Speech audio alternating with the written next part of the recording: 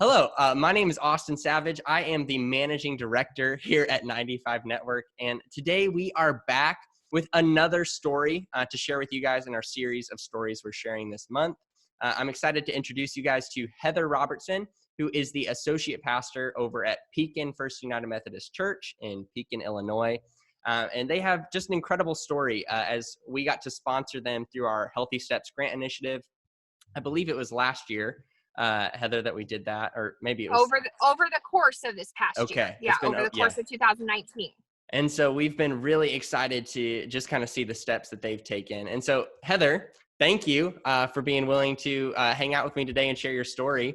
And if we could, let's just start with that. If you could just share a little bit of your story and what Pekin First United Methodist Church was facing that led you guys to pursuing an outside perspective.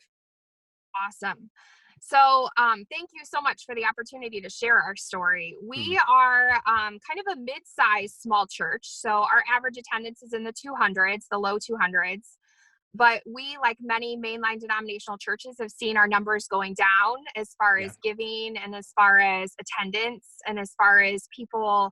The biggest indicator for us was that we had very low numbers as far as adult professions of faith and baptism. And so we were just not seeing those kind of transformations happen. And we recognized that in order to see our story change the way that we knew God wanted it to change, we couldn't keep trying to do it from within.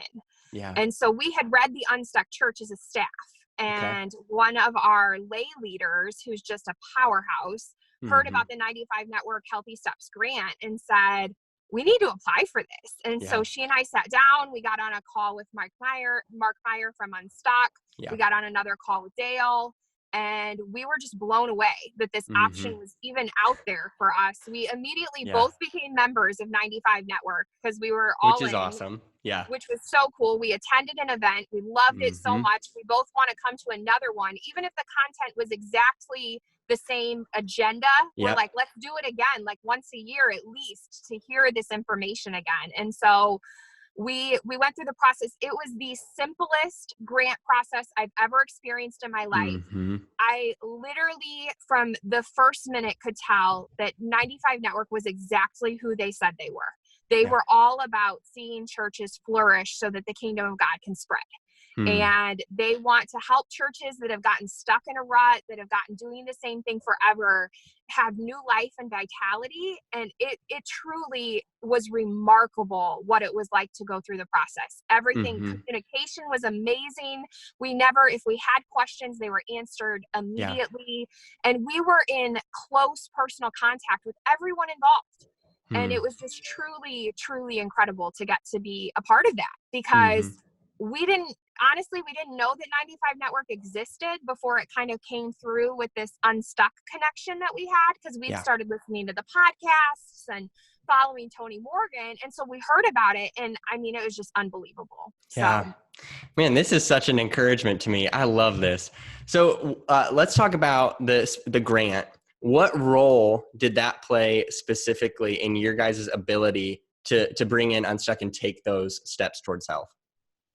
It really created a space where the number for the Unstuck consulting, when you first look at it, it's like a little bit of sticker shock, right? For sure. Because you realize, like, okay, so we're going to be investing a decent chunk of change. But because we were able to say to our leadership and the people who manage finances, look, there is this grant out there that actually they believe in us and they want to invest in our church.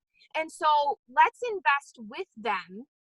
I think it was a game changer for us, honestly, Austin. I think that if it hadn't been for that, trying to convince them to invest that money would have been a real challenge. Right. Instead, it was almost a no-brainer for them. Like, let's do this. Yeah, absolutely. I forgot to mention this up front, but I love that this conversation is happening while you're in your car, because this is just ministry right here. This is just how it goes. Like, just always moving, always going. Yeah. But okay. I'm not driving, so you see all the cars driving past me. I am parked in the church parking lot, but this was like what needed to happen. So thanks for being willing to work with me. Oh, absolutely. It's so funny. All right. So this grant, and I love just how, you were sharing, it's almost it's a motivator for you guys, right? It's kind of that, just confirmation of, hey, we believe that you need to take these steps, and here's some motivation to help you do that. And so as you guys walked through that process, what was like, what changed for your ministry? Like, what clarity did you gain for what was ahead for your church? The entire process of everything was amazing, but the real beauty of it was that when we brought the Unstuck consultant in, he just helped us to see things and to put words to things that we hadn't been able to do on our own. We had tried applying some of the principles from Unstuck through our leadership team, and it was just really challenging. But he came in, and it was Chad Hunt ended up being our person, which he does that scope of discipleship. We love the scope. Oh yeah. Well, his new funnel system is amazing. So you got to get him to get that on paper for you, because it's fantastic. But so we've been, he just really helped us see what we needed to focus on. And all of a sudden we were constantly trying new things. We were not a church that was not willing to try new things to grow, but we were trying just kind of blindly. And instead it was like, hey, this is the thing that you need to do. And so we've done this huge Frozen 2 series for Advent. That is awesome.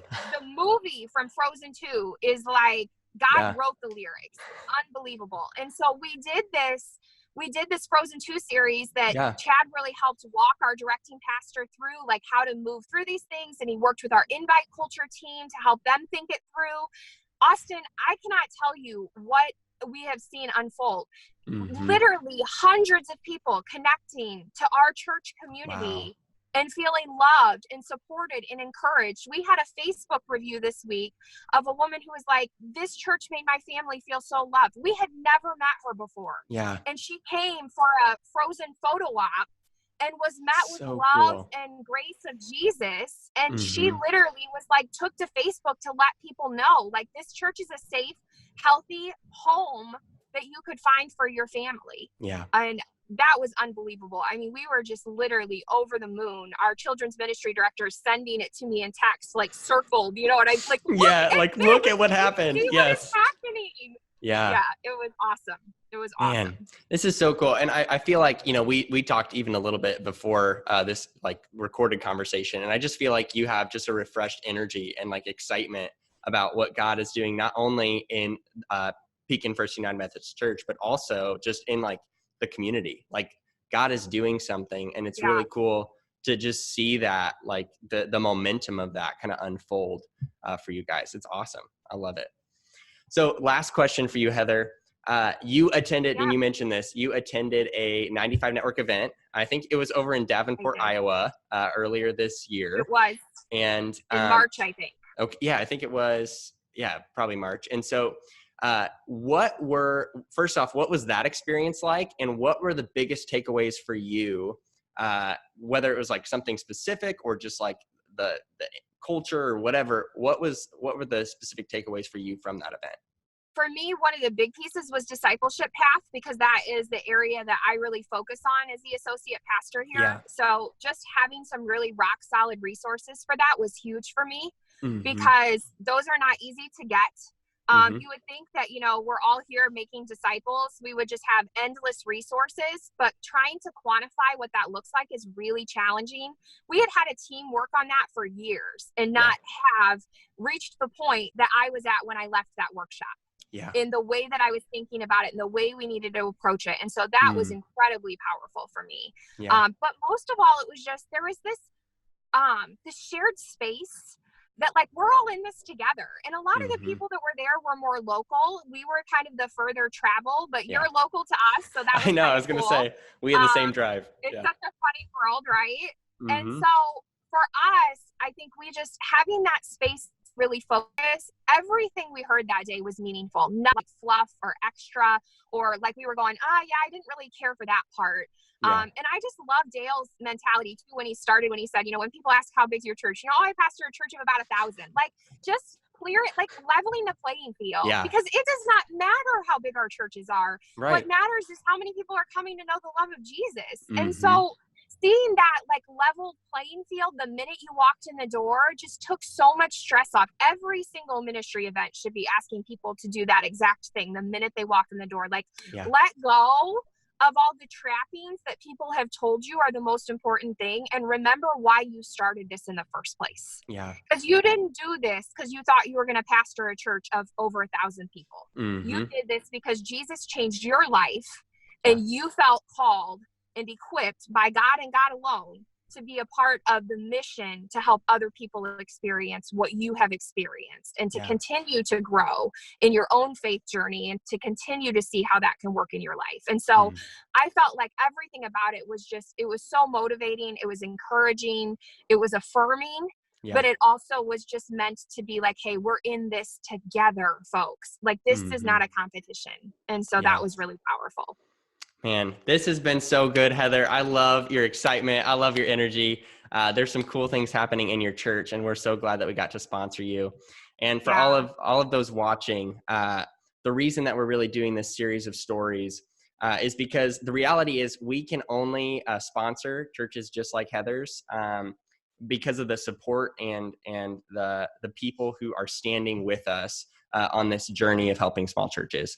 If we don't have people who believe in our mission, who are supporting us financially, and who allow us to provide the finances, to provide the support, to provide the encouragement to pastors like Heather and churches like Heather's, we can't do this ministry. And so if you're captured by Heather's story or any of the other stories we've shared, we would be honored if you would stand with us as we move into 2020 to make sure that we are financially strong and stable to continue to help churches in this next year. So thank you so much, Heather, for being willing to share your story. We really appreciate you. And so thank you.